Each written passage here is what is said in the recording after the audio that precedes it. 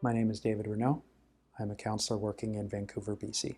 What led me to this particular field, working in business and real estate for years, I became pretty unhappy myself and was wondering about a different way of being in the world and being able to contribute in a different way.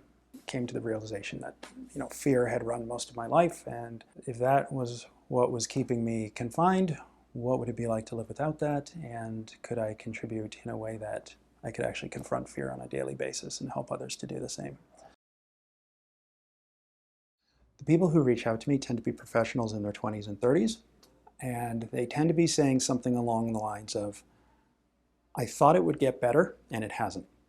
I thought it would get better when I finished school, when I got the job, when I got the promotion, etc., etc. And the situational aspects of their lives change, but they still aren't feeling good.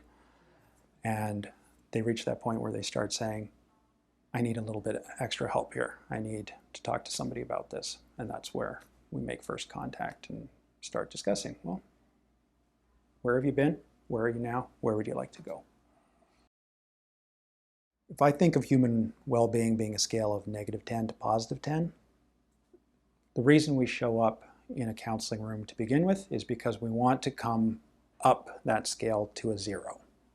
But that leaves half the scale unexamined, unexplored. And I think that's something that sometimes we do, but oftentimes we don't fully investigate, is how could I start moving up the positive side of that scale toward achieving what some have called self-actualization or self-emancipation, the opportunity to realize our best selves instead of simply a self that is no longer suffering.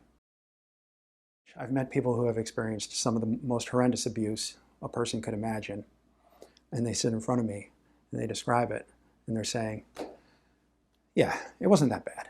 And I say, okay, how bad does it need to be? But we're not playing the trauma Olympics here. We're not trying to say, you need to be this distressed, you need to have experienced trauma this bad to be able to give yourself the gift of living a life worth living.